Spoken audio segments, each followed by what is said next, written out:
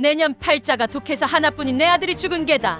이 남편 잡아먹은 몹쓸년. 시어머니의 그 한마디가 날카로운 칼날이 되어 며느리의 가슴을 꿰뚫었습니다. 3년을 밤잠 설쳐가며 남편을 간호했건만 돌아온 것은 독한 팔자라는 손가락질 뿐이었지요. 3년을 더 버텼습니다. 새벽마다 물을 깃고 국값을 치르느라 가진 것을 다 팔고 밥상에도 오르지 못한 채 남은 찌꺼기로 끼니를 때웠지요. 그 모든 구박을 견뎌냈건만 결국 며느리는 쫓겨났습니다. 보따리 하나 들고 맨발로 대문 밖에 내쳐졌지요. 갈 곳도 의지할 사람도 없었습니다. 그런데 이상한 일이 벌어졌습니다. 누렁개 한 마리가 여인을 따라붙은 것이지요. 아이들이 던지는 돌을 대신 맞고 피를 흘리면서도 도망치지 않았습니다. 사내들이 덤벼들자 미친 듯이 물어뜯었지요. 마치 목숨을 걸고 지켜야 할 사람처럼 말이지요. 이 녀석아,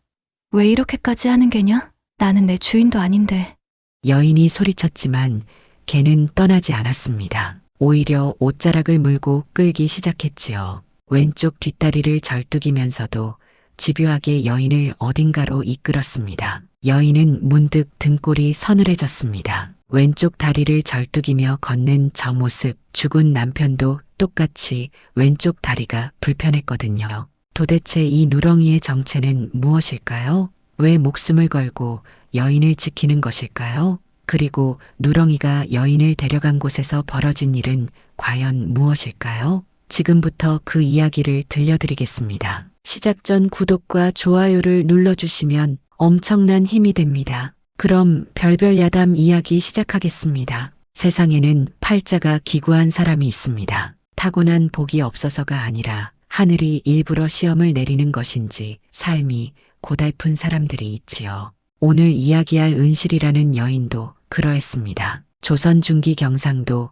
어느 고을에 은실이라는 젊은 며느리가 살고 있었습니다. 갸름한 얼굴에 눈매가 부드럽고 길었는데 웃을 때보다 잠잠히 있을 때 더 예쁜 얼굴이었지요. 22해를 살았지만 그 얼굴에는 늘 근심이 서려 있었습니다. 남편 성무가 병석에 누운 지 벌써 3년째였거든요. 성무는 27 청년이었지만 몸은 이미 늙은 사람 같았습니다. 광대가 도드라지고 턱선이 날카로웠으며 병색이 늘 얼굴에서 떠나질 않았지요. 키는 보통이었으나 살이 몹시 빠져서 바람만 불어도 쓰러질 것 같은 모습이었습니다. 그런 성무를 은실은 단 하루도 곁을 떠나지 않고 돌보았습니다. 겨울이 깊어지면 성무의 기침은 더욱 심해졌습니다. 밤새 컬럭컬럭 숨을 토해내는 소리가 방 안에 가득 찼고 은실은 그 등을 토닥이며 뜬 눈으로 밤을 새웠지요. 새벽녘이면 부엌으로 달려가 약탕관에 불을 지폈습니다. 쑥과 감초, 도라지 뿌리를 넣고 오래도록 달여서 남편의 입술에 한 숟갈씩 떠넣었습니다. 약을 다리고 빨래를 하느라 은실의 손등은 거칠어지고 잔상처가 가득했지만 그런 것쯤은 아무렇지도 않았습니다. 문제는 성무의 왼쪽 다리였습니다. 어릴 적 다친 상처가 제대로 낫지 않아 걸을 때마다 절뚝거렸는데 병이 깊어지면서 그 다리는 점점 더 재구실을 못하게 되었지요. 성무는 마루에 나가 햇볕을 쬐다가도 몇 걸음 못 가 왼쪽 다리를 붙잡고 주저앉곤 했습니다. 은실은 그때마다 달려가 남편의 다리를 무릎에 올리고 손바닥으로 천천히 주물렀습니다. 성무가 힘없이 말했습니다. 내가 너한테 짐만 되는구나. 은실은 고개를 저으며 대답했지요. 무슨 말씀을 그리 하세요. 괜찮습니다. 성무의 눈빛은 늘 피곤해 보였지만 아내를 바라볼 때만큼은 잠시 또렷해졌습니다. 하지만 그 눈빛 깊은 곳에는 미안함과 슬픔이 짙게 서려 있었지요. 성무는 자신이 오래 살지 못할 것을 알고 있었습니다. 아내에게 아무것도 해준 것이 없이 떠나게 될 것이 괴로웠지요. 어느 날 밤 성무가 은실의 손을 붙잡았습니다. 창백한 얼굴에 땀이 송골송골 맺혀 있었지요. 내가 먼저 가더라도 너무 슬퍼하지 마시오, 부인. 내 팔자가 당신 때문에 일이 된 것이 절대 아니오. 은실은 입술을 깨물며 고개를 저었습니다. 그런 말씀 마세요. 서방님은 나을 겁니다. 하지만 겨울이 깊어질수록 성무의 숨은 가늘어졌습니다. 기침 소리는 점점 작아졌고 말하는 것조차 힘들어했지요. 은실은 밤새 남편의 가슴에 귀를 대고 숨소리를 확인했습니다. 아직 살아있다는 것을 확인해야만 잠시 눈을 붙일 수 있었지요. 눈이 내리는 어느 새벽이었습니다. 밤새 눈발이 흩날리더니 마당에 하얗게 쌓여 있었지요. 은실은 남편의 손을 잡고 있다가 문득 이상함을 느꼈습니다. 늘 차갑던 손이 점점 더 차가워지고 있었지요.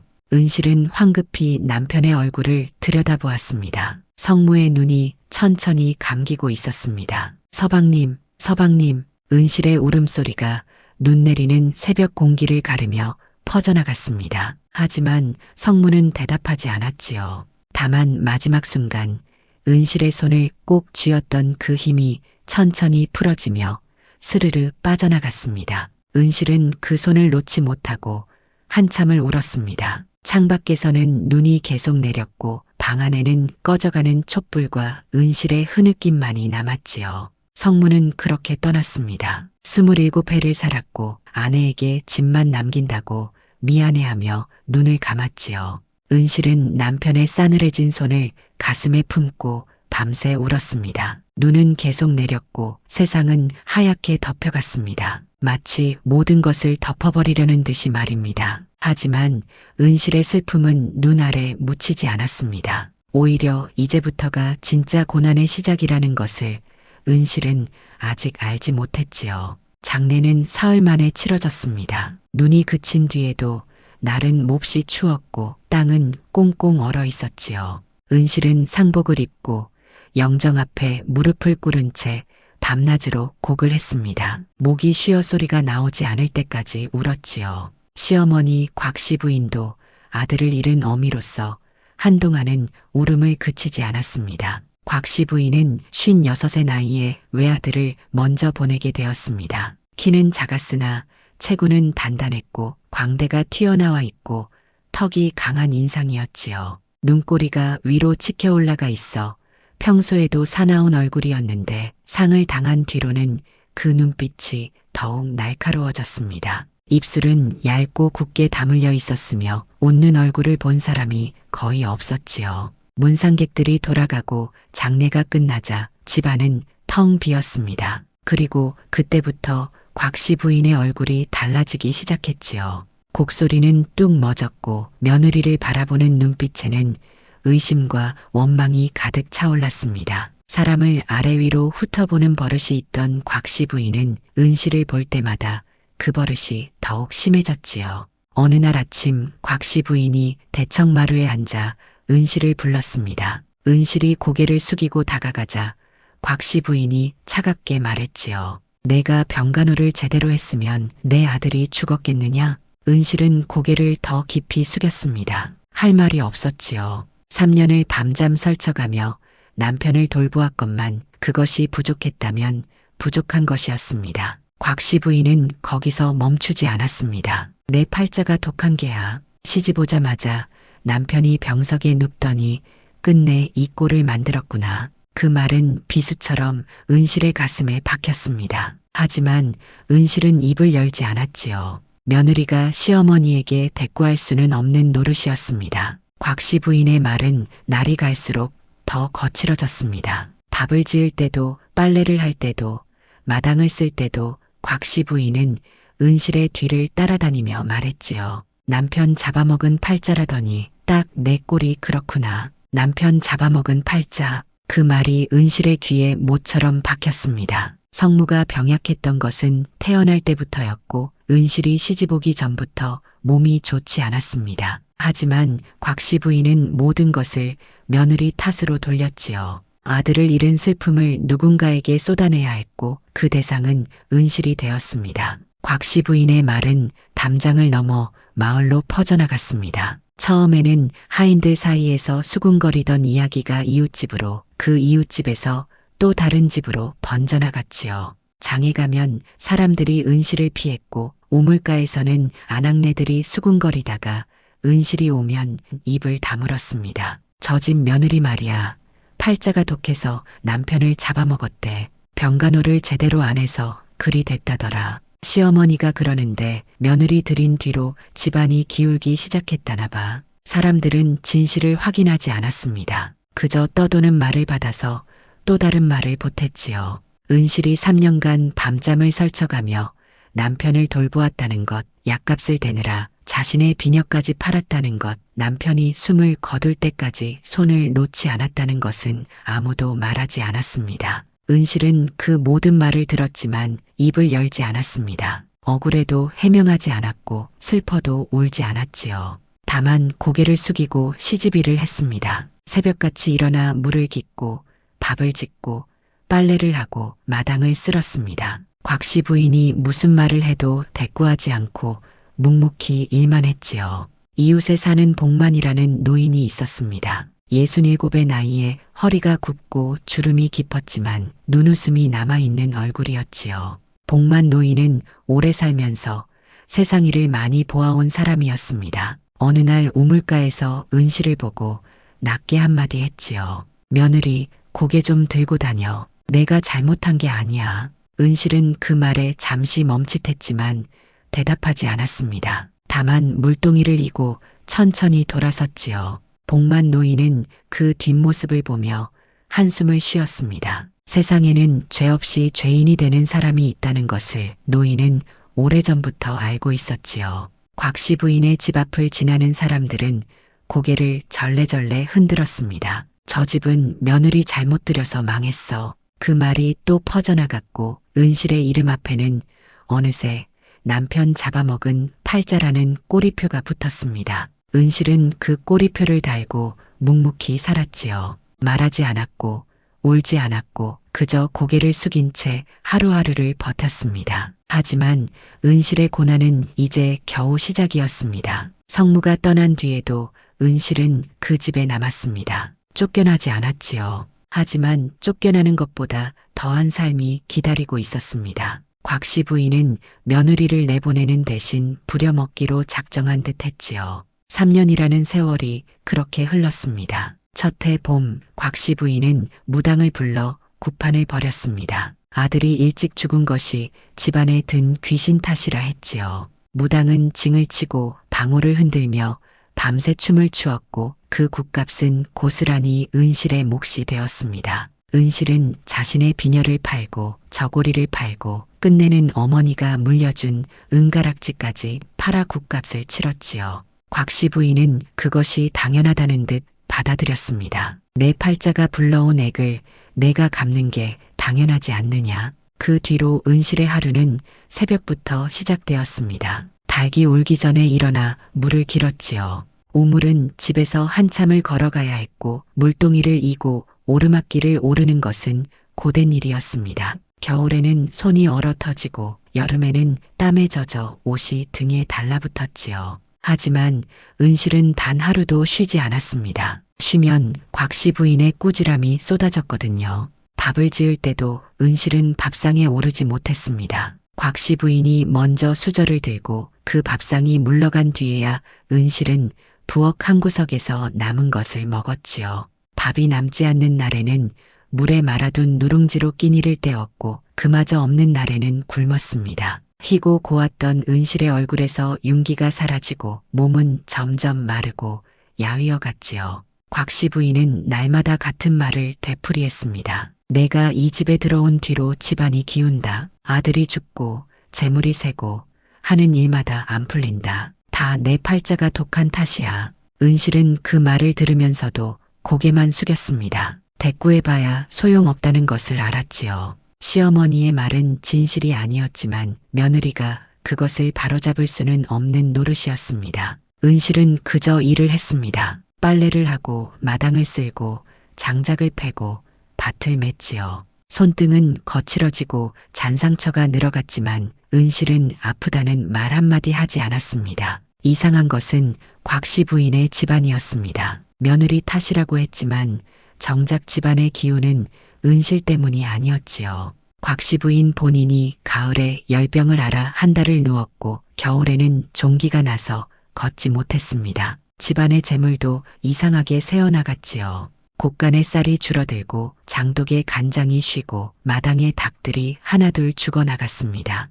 곽씨 부인은 그 모든 것을 며느리 탓으로 돌렸지만 마을 사람들 중에는 고개를 갸우뚱하는 이들도 있었지요. 밤마다 개 짖는 소리가 끊이지 않았습니다. 곽씨 부인 집 앞을 지나는 떠돌이 개들이 유난히 많았는데 그 개들은 밤이면 담장 밖에서 짖어댔지요. 곽씨 부인은 하인들을 시켜 돌을 던지고 쫓아냈지만 개들은 쫓겨났다가도 또 돌아왔습니다. 특히 누런 털의 개 한 마리가 자주 눈에 띄었는데 그 개는 왼쪽 뒷다리를 절뚝거렸지요.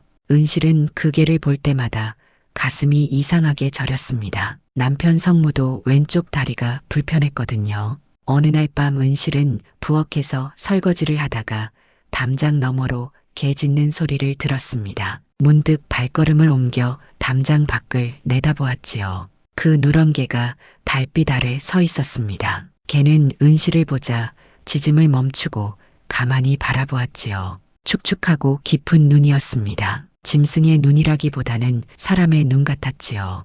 은실은 한참을 그 개와 눈을 마주치다가 고개를 돌렸습니다. 개는 그제야 천천히 어둠 속으로 사라졌지요. 복만 노인이 어느 날 은실에게 말했습니다. 곽시댁 며느리, 언제까지 그 집에서 그리 살 셈인가? 은실은 고개를 숙인 채 대답했지요. 저는 갈 곳이 없습니다. 복만 노인은 한숨을 쉬었습니다. 친정으로 돌아가면 소방 맞은 여자라는 손가락질을 받을 것이고 시집에 남아있자니 사람 구실을 못하는 삶이었지요. 은실에게는 어디로 가도 편할 곳이 없었습니다. 복만 노인은 낮게 말했지요. 세상에 영원한 것은 없다. 저 집도 언젠가는 달라질 게야. 은실은 그 말을 가슴에 담았지만 믿지는 않았습니다. 3년을 그렇게 살았는데 무엇이 달라지겠느냐 싶었지요. 은실은 그날도 새벽같이 일어나 물을 길었고 밥을 지었고 남은 것을 먹었습니다. 곽씨 부인의 꾸지람을 들으며 하루를 버텼고 밤이 되면 차가운 부엌 한 구석에서 잠을 청했지요. 그렇게 3년이 흘렀습니다. 은실의 얼굴에서는 웃음이 사라진 지 오래였고 눈빛에는 깊은 피로만이 고여 있었지요. 하지만 은실은 알지 못했습니다. 이 기나긴 고난의 끝에 무엇이 기다리고 있는지를 말입니다. 3년이라는 세월이 흘렀습니다. 은실은 그 긴 시간 동안 단 한 번도 불평하지 않았고 시키는 일은 무엇이든 했지요. 새벽마다 물을 깃고 밥을 짓고 빨래를 하고 밭을 맸습니다. 곽씨 부인의 병시중까지 들었지요. 하지만 그 모든 것이 소용없었습니다. 곽씨 부인의 마음속에서 은실은 여전히 아들을 잡아먹은 독한 팔자였거든요. 그날은 흐린 날이었습니다. 눈도 비도 아닌 잿빛 구름이 하늘을 뒤덮은 날이었지요. 아침부터 곽씨 부인의 기분이 좋지 않았습니다. 밤새 개 짖는 소리에 잠을 설쳤다며 얼굴이 사나웠지요. 은실은 여느 때처럼 죽을 쑤어 올렸는데 곽씨 부인이 숟가락을 내던지며 소리쳤습니다. 이게 뭐냐? 죽도 제대로 못 쓰느냐? 은실은 고개를 숙였습니다. 죽은 늘 쓰던 대로 쓴 것이었지만 변명해봐야 소용없다는 것을 알았지요. 곽씨 부인은 자리에서 벌떡 일어나더니 방 안을 서성이기 시작했습니다. 무언가 결심한 듯한 얼굴이었지요. 너를 더 이상 이 집에 둘 수 없다. 은실은 고개를 들어 시어머니를 바라보았습니다. 곽씨 부인의 눈에는 의심과 불만이 가득했고 입술은 얇게 다물려 있었지요. 3년 동안 수없이 들었던 구박이었지만 이번에는 뭔가 달랐습니다. 곽씨 부인의 목소리에는 단단한 결심이 실려 있었지요. 내가 이 집에 있는 한 집안이 일어설 수 없다. 병이 끊이질 않고 재물이 새고 밤마다 개들이 짖어대니 잠을 잘 수가 없구나. 다 내 독한 팔자가 불러온 것이야. 은실은 입을 열지 않았습니다. 3년간 아무 말도 하지 않았던 것처럼 이번에도 침묵했지요. 곽씨 부인은 은실의 침묵이 더욱 마음에 들지 않는 듯 목소리를 높였습니다. 당장 나가거라. 오늘 해가 지기 전에 이 집을 떠나라. 은실은 천천히 고개를 숙였습니다. 예상하지 못한 일은 아니었지요. 언젠가는 이 집에서 쫓겨날 것이라는 것을 알고 있었습니다. 다만 그날이 오늘인 줄은 몰랐을 뿐이지요. 은실은 자리에서 일어나 방으로 들어갔습니다. 짐이라고 할 것도 없었습니다. 시집올 때 가져온 것들은 이미 다 팔아버렸고 남은 것이라고는 낡은 옷가지 몇 벌뿐이었지요.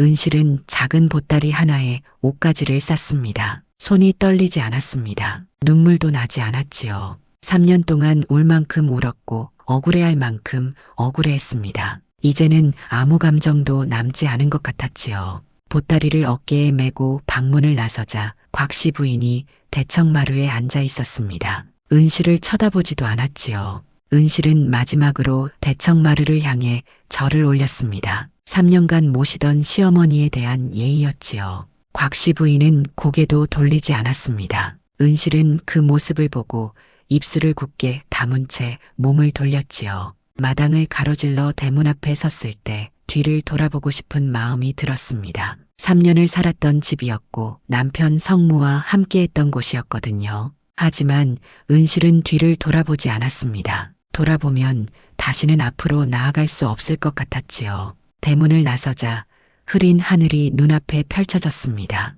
바람이 차가웠고 어디로 가야 할지 알 수 없었지요. 친정으로 돌아가면 소방 맞은 딸이라는 손가락질을 받을 것이고 그렇다고 갈 곳이 달리 있는 것도 아니었습니다. 은실은 일단 마을 밖으로 걸음을 옮겼지요. 어디로 가는지도 모른 채 그저 앞으로 걸었습니다. 마을 어귀에서 복만 노인이 지팡이를 짚고 서 있었습니다. 허리가 굽고 주름이 깊은 얼굴이었지만 눈만은 사람 속을 꿰뚫어 보는 듯 또렷했지요. 복만 노인은 보따리를 맨 은실을 보고 한동안 말이 없었습니다. 무슨 일이 있었는지 굳이 묻지 않아도 알 수 있었지요.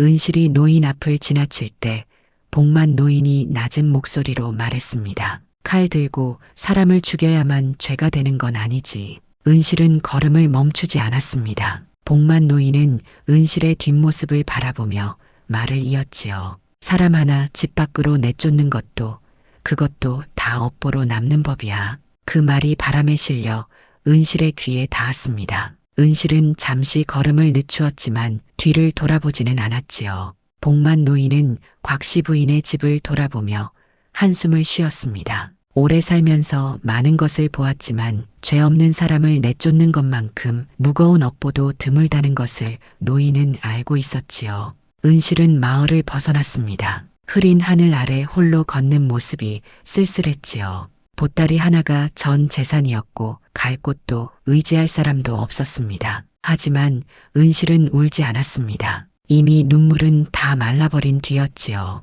그저 앞만 보고 걸었습니다. 어디로 가는지도 모른 채 발이 이끄는 대로 걸었지요. 그때였습니다. 뒤에서 발자국 소리가 들렸지요. 사람의 발자국이 아니었습니다. 내 발로 땅을 디디는 소리였지요. 은실이 고개를 돌리자 누런 털에게 한 마리가 따라오고 있었습니다. 왼쪽 뒷다리를 절뚝이며 걷는 그 개는 3년 동안 담장 밖에서 보았던 바로 그 개였지요.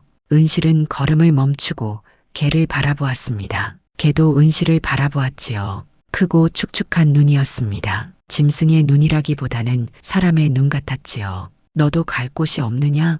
은실이 낮게 물었습니다. 개는 대답하지 않았지요. 다만 꼬리를 살짝 흔들며 은실의 앞으로 다가왔습니다. 그리고는 은실보다 한 걸음 앞에 서서 길을 걷기 시작했지요. 마치 길을 안내하듯이 말입니다. 은실은 그 모습을 보며 이상한 기분이 들었습니다. 쫓겨난 것은 자신 하나인데 이 개는 왜 따라오는 것인지 알 수 없었지요. 하지만 묻지 않았습니다. 그저 개의 뒤를 따라 걸었지요. 흐린 하늘 아래 여인과 개가 나란히 길을 떠났습니다. 은실은 마을을 벗어나 산길로 접어들었습니다. 누런 개가 앞서거니 뒤서거니 하며 따라왔지요. 어디로 가야 할지 정하지 못한 채 그저 발길 닿는 대로 걸었습니다. 해는 구름 뒤에 숨어 있었고 바람은 차가웠지요. 보따리 하나가 어깨를 짓눌렀지만 마음의 짐에 비하면 아무것도 아니었습니다. 그때 뒤에서 왁자지껄한 소리가 들려왔습니다.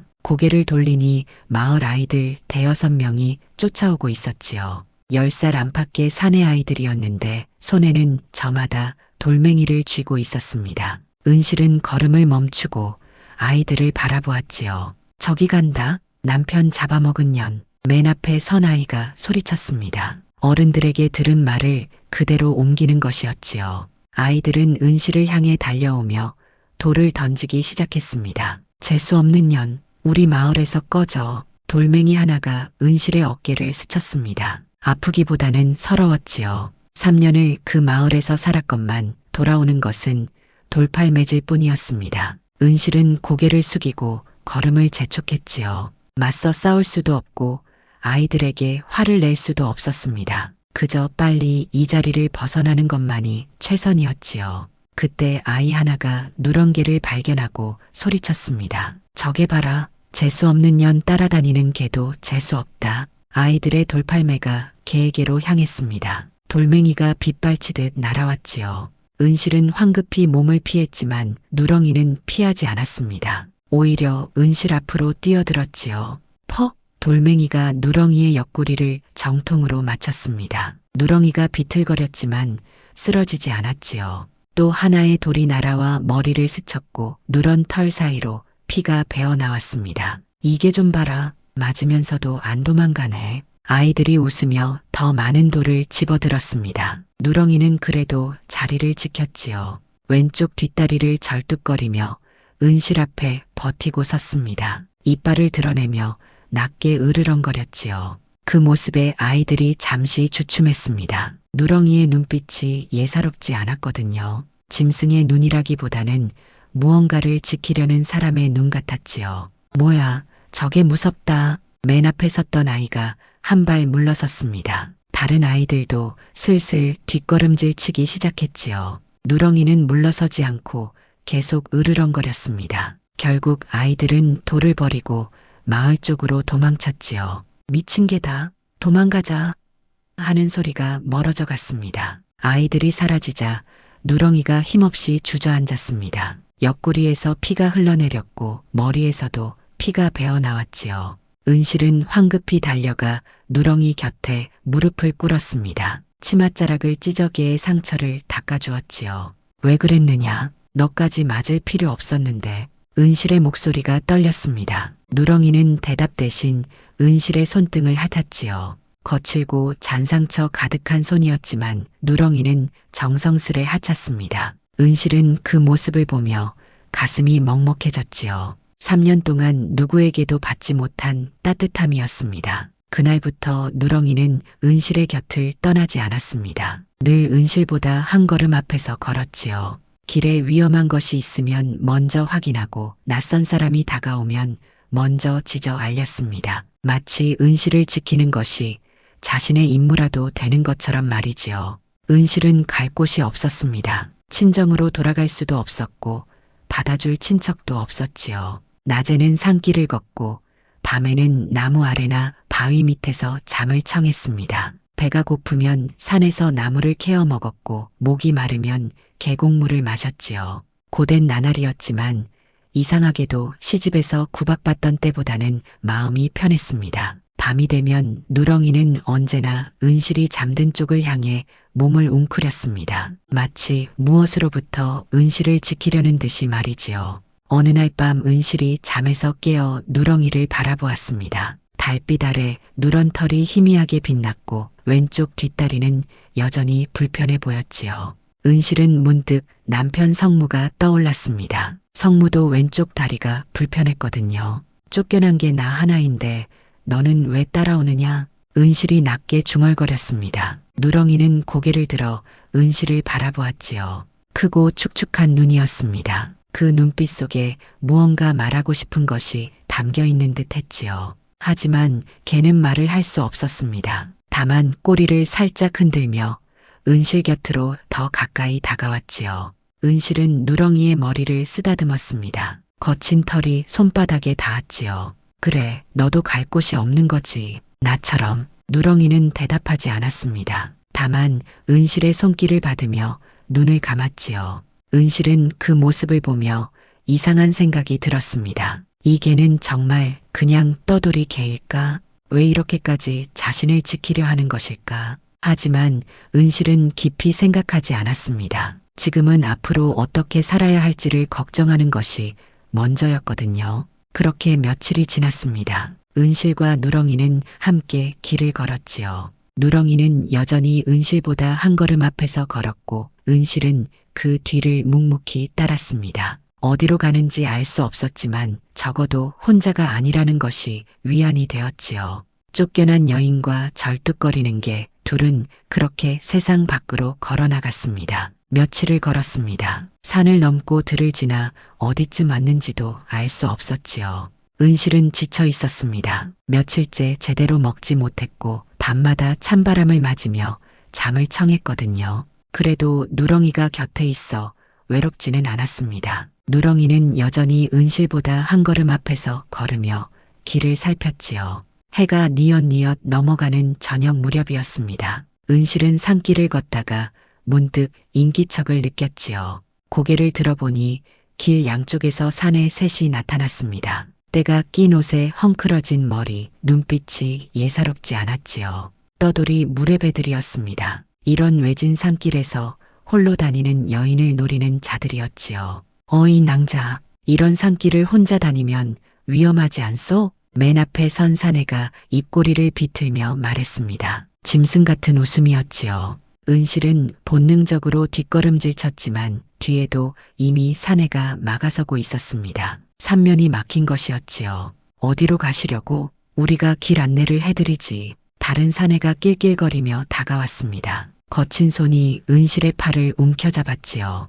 은실은 몸을 빼려 했지만 힘으로는 상대가 되지 않았습니다. 사내들의 눈빛에서 짐승 같은 욕망이 번뜩였지요. 은실의 온몸에 소름이 돋았습니다. 놔주시오. 저는 가진 것이 아무것도 없소. 은실이 소리쳤지만 사내들은 비웃기만 했습니다. 가진 것이 없어도 괜찮아. 우리가 원하는 건 따로 있으니까. 한 사내가 은실의 턱을 잡고 얼굴을 들여다보았지요. 역한 냄새가 코를 찔렀고 은실은 눈을 질끈 감았습니다. 그 순간이었습니다. 낮게 깔린 으르렁거림이 들려왔지요. 누렁이였습니다. 누렁이가 이빨을 드러내고 사내들을 노려보고 있었지요. 털이 곤두서고 눈에는 불꽃이 이글거렸습니다. 아까까지 조용히 있던 개가 갑자기 미친 듯이 날뛰기 시작했지요. 뭐야, 저게. 사내 하나가 누렁이를 발로 차려 했습니다. 하지만 누렁이가 더 빨랐지요. 번개처럼 뛰어올라 그 사내의 다리를 물었습니다. 왼쪽 다리였지요. 사내가 비명을 질렀습니다. 으악, 이 미친 개가. 사내가 발버둥 쳤지만 누렁이는 놓지 않았습니다. 이빨이 살 속 깊이 박혀 피가 콸콸 쏟아졌지요. 다른 사내들이 놀라 뒷걸음질 쳤습니다. 누렁이는 그제야 다리를 놓고 다른 사내들을 향해 돌진했지요. 미친 듯이 짖으며 물어뜯으려 달려들었습니다. 도망가자. 저게 미쳤어. 사내들이 혼비백산하여 달아났습니다. 물린 사내는 왼쪽 다리를 절뚝거리며 겨우 몸을 끌고 도망쳤지요. 은실은 그 자리에 주저앉아 숨을 몰아쉬었습니다. 온몸이 떨렸지요. 조금만 늦었더라면 어떤 일을 당했을지 생각만 해도 끔찍했습니다. 사내들이 사라지자 누렁이도 힘이 풀린 듯 그 자리에 털썩 주저앉았습니다. 거친 숨을 몰아쉬고 있었지요.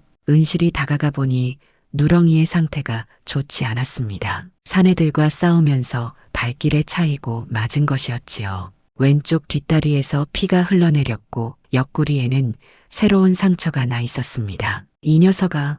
은실이 처음으로 누렁이에게 소리쳤습니다. 목소리가 떨렸지요. 왜 이렇게까지 하느냐? 나는 내 주인도 아니잖아. 누렁이는 대답하지 않았습니다. 다만 축축한 눈으로 은실을 바라보았지요. 그 눈빛에는 원망도 후회도 없었습니다. 오히려 은실이 무사하다는 것에 안도하는 듯한 눈빛이었지요. 은실은 그 눈을 보며 울음이 터질 것 같았습니다. 시집에서 3년을 살면서도 아무도 자신을 이렇게 지켜주지 않았거든요. 은실은 치맛자락을 찢어 누렁이의 상처를 감싸주었습니다. 피가 배어나왔지만 누렁이는 아프다는 소리 하나 내지 않았지요. 그저 은실이 하는 대로 가만히 있었습니다. 바보 같은 녀석. 내가 다치면 어쩌려고 그러느냐. 은실이 중얼거렸습니다. 누렁이는 꼬리를 살짝 흔들었지요. 마치 괜찮다고 말하는 것 같았습니다. 그날 밤 은실은 산속 바위 밑에서 잠을 청했습니다. 누렁이는 상처가 깊어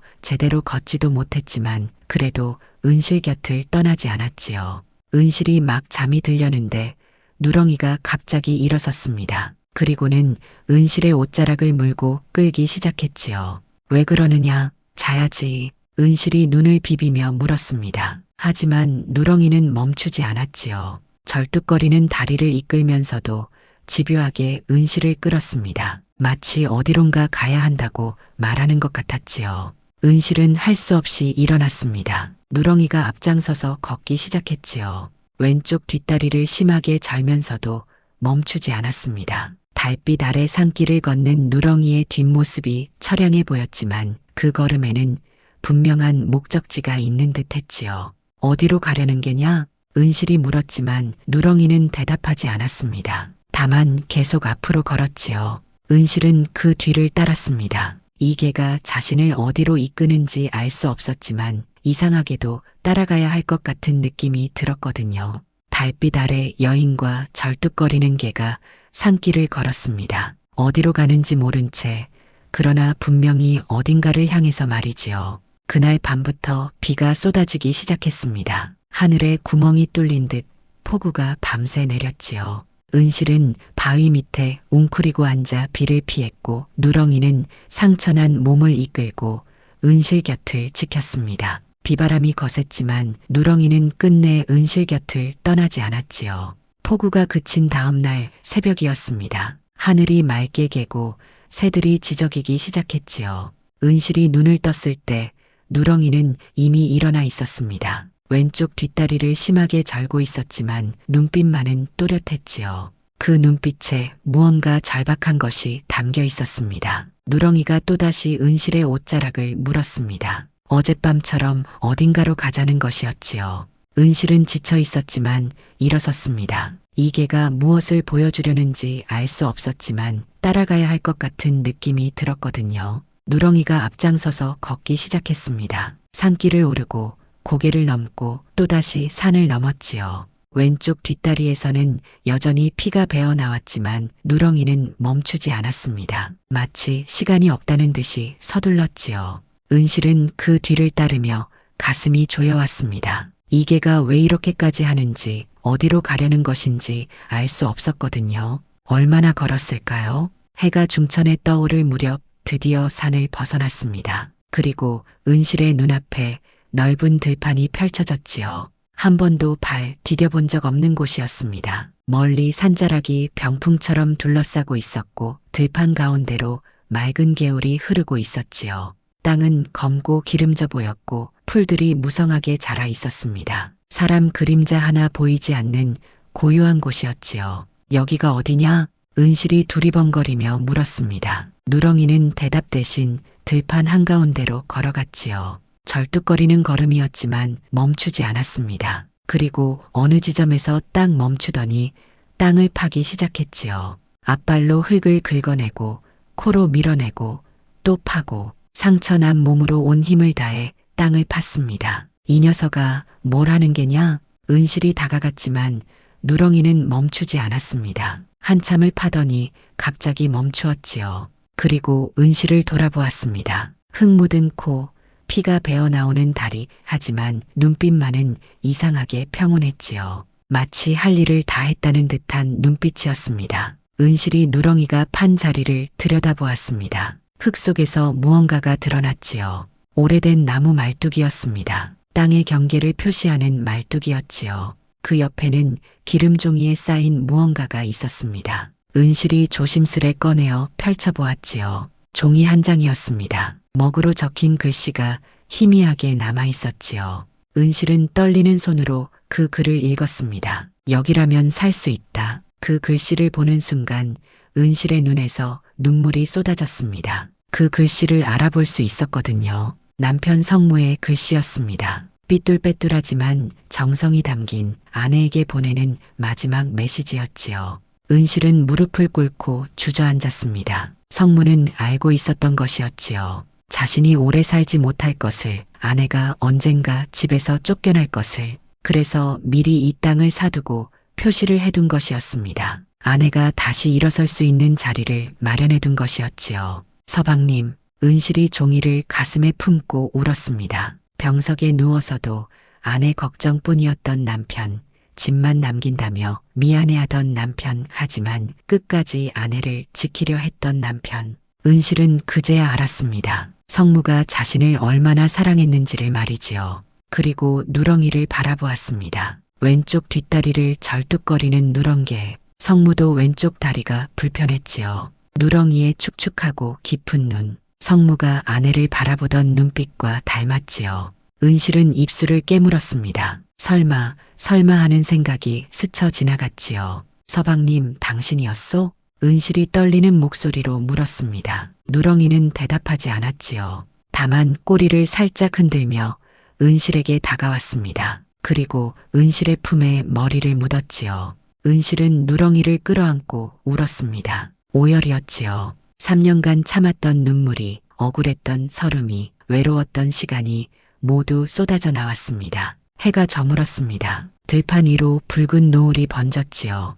은실은 누렁이를 품에 안은 채 그 자리에 앉아 있었습니다. 누렁이의 숨이 점점 가늘어지고 있었지요. 상처가 너무 깊었던 것이었습니다. 사내들과 싸우면서 은실을 이 땅까지 이끌면서 남은 힘을 모두 써버린 것이었지요. 가지 마라. 제발 나를 두고 가지 마라. 은실이 애원했지만 누렁이는 천천히 눈을 감아갔습니다. 마지막까지 은실을 바라보는 눈빛은 평온했지요. 할 일을 다 했다는 듯이, 이제는 편히 떠나도 된다는 듯이. 은실은 누렁이의 머리를 쓰다듬으며 울었습니다. 고맙습니다. 정말 고맙습니다. 서방님 덕분에 제가 살 수 있게 되었습니다. 그 말이 끝나자 누렁이가 조용히 숨을 거두었습니다. 은실의 품 안에서 따뜻한 온기 속에서 눈을 감았지요. 은실은 한참을 울었습니다. 들판에는 바람이 불었고 노을은 점점 어둠 속으로 사라져갔지요. 뒤늦게 이 땅 소문을 들은 마을 사람들이 수군거렸습니다. 저 땅은 아무도 손 못 대던 자리인데 누가 주인이래? 이상하게도 농사만 지으면 잘 된다는 땅이라더라. 하지만 은실은 그런 말들에 귀 기울이지 않았지요. 그저 들판 한가운데 작은 봉분을 만들어 누렁이를 묻었습니다. 그리고 그 앞에 무릎을 꿇고 절을 올렸지요. 서방님, 당신이 준 이 땅에서 살겠습니다. 당신이 바랐던 대로 다시 일어서겠습니다. 바람이 불었습니다. 마치 대답처럼 따뜻한 바람이 은실의 볼을 스쳤지요. 은실은 눈물을 닦고 일어섰습니다. 이제 올 때는 지났지요. 남편이 목숨을 걸고 지켜준 삶을 이제는 스스로 일구어 나가야 했습니다. 은실은 그 땅에 남았습니다. 누렁이를 묻은 들판, 성무가 남겨준 땅에서 새 삶을 시작했지요. 처음에는 혼자였습니다. 허름한 움막을 짓고 밭을 일구고 혼자서 씨를 뿌렸지요. 고된 나날이었지만 은실은 불평하지 않았습니다. 시집에서 3년을 버틴 사람이었거든요. 이 정도 고생쯤은 아무것도 아니었지요. 봄이 지나고 여름이 왔습니다. 이상한 일이 벌어지기 시작했지요. 은실이 뿌린 씨앗들이 유난히 잘 자랐습니다. 이웃 마을에서는 가뭄이 들었다는데 이 땅에는 물이 마르지 않았고 벌레가 창궐한다는데 이 밭에는 벌레 하나 꼬이지 않았지요. 가을이 되자 곡식이 넘쳐났습니다. 혼자서는 다 거두지 못할 만큼의 풍년이었지요. 그 소문이 퍼지기 시작했습니다. 산 너머에 기름진 땅이 있다고, 홀로 사는 여인이 농사를 짓는데 해마다 풍년이라고. 그러자 사람들이 하나둘 찾아왔지요. 처음 온 것은 쫓겨난 머슴이었습니다. 주인 집에서 도둑 누명을 쓰고 쫓겨났다며 갈 곳이 없다고 했지요. 은실은 그를 내쫓지 않았습니다. 여기서 함께 일하시오. 먹을 것은 나눠 먹으면 돼요. 그 뒤로 빚에 쫓긴 농부가 왔고 시집에서 소방맞은 과부가 왔고 병든 부모를 모시고 쫓겨난 효자가 왔지요. 세상에서 버림받은 사람들이 하나둘 모여들었습니다. 은실은 누구도 쫓아내지 않았지요. 자신도 쫓겨난 사람이었으니까요. 여기선 사람을 내쫓지 않습니다. 은실은 찾아오는 사람마다 그렇게 말했습니다. 그 한마디에 사람들은 눈물을 흘렸지요. 세상 어디에서도 받아주지 않던 사람들이었거든요. 은실의 들판에서는 신분도, 과거도, 팔자도 묻지 않았습니다. 다만 함께 일하고, 함께 먹고, 함께 사는 것이 전부였지요. 세월이 흘렀습니다. 움막은 초가가 되었고 초가는 기와집이 되었지요. 밭은 논이 되었고 논은 마을이 되었습니다. 해마다 농사는 풍년이었고 사람들은 넉넉하게 살았지요. 아이들의 웃음소리가 들판에 울려 퍼졌고 장정들의 노랫소리가 논두렁에 흘렀습니다. 버림받은 사람들이 모여 만든 마을은 어느새 살기 좋은 곳으로 소문이 났지요. 사람들이 말하기 시작했습니다. 소방 맞은 며느리가 아니라 복을 끌고 다니는 사람이었구나. 남편 잡아먹은 팔자가 아니라 사람을 살리는 팔자였어. 예전에 은실을 손가락질하던 사람들도 이제는 고개를 숙였지요. 세상의 평판이란 그렇게 쉽게 뒤집히는 것이었습니다. 반면 곽씨 부인의 집안은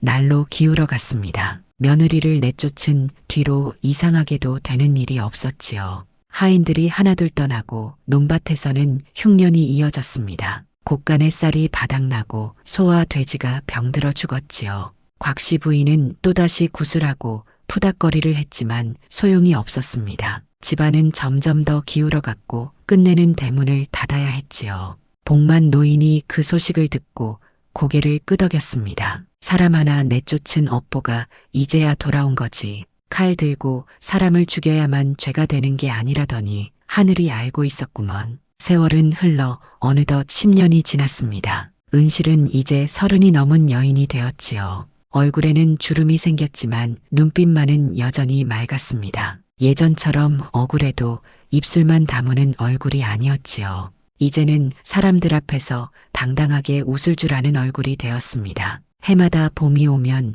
은실은 들판 한가운데로 갔습니다. 작은 봉분이 있는 곳이었지요. 누렁이를 묻은 자리였습니다. 은실은 그 앞에 무릎을 꿇고 절을 올렸지요. 술 한 잔을 따르고 밥 한 그릇을 올리고 한참을 앉아 있었습니다. 서방님, 올해도 풍년입니다. 마을에 아이가 셋이나 태어났고 논을 새로 열었습니다. 당신이 남겨준 이 땅 덕분에 많은 사람이 살고 있습니다. 바람이 불었습니다. 따뜻한 봄바람이 은실의 볼을 스쳤지요. 마치 대답처럼 느껴졌습니다. 당신, 나를 살리려고 세상을 한 바퀴 돌아왔지요?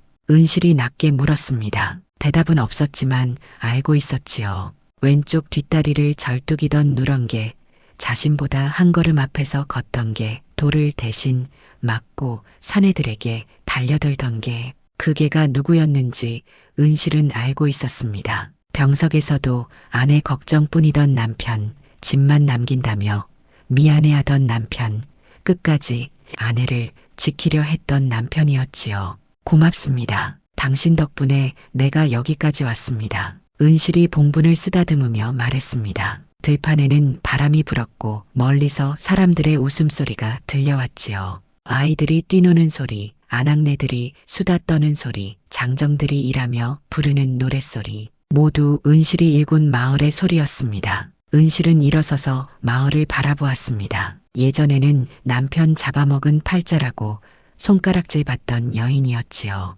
이제는 사람을 살리는 팔자로 불리는 여인이 되었습니다. 팔자란 타고나는 것이 아니라 살아가며 만들어가는 것이라는 걸 은실은 알게 되었지요. 이야기는 이렇게 끝이 납니다. 소방 맞은 며느리가 복을 끌고 다니는 사람이 된 이야기로 남편을 잡아먹은 팔자가 사람을 살리는 팔자로 바뀐 이야기로 말입니다. 들판에는 오늘도 바람이 불고 사람 냄새가 나고 웃음소리가 납니다. 그리고 그 한가운데 작은 봉분 하나가 조용히 마을을 지켜보고 있지요. 세상에는 업보라는 것이 있습니다. 사람을 내쫓으면 그 업보가 돌아오고 사람을 살리면 그 복이 돌아오지요.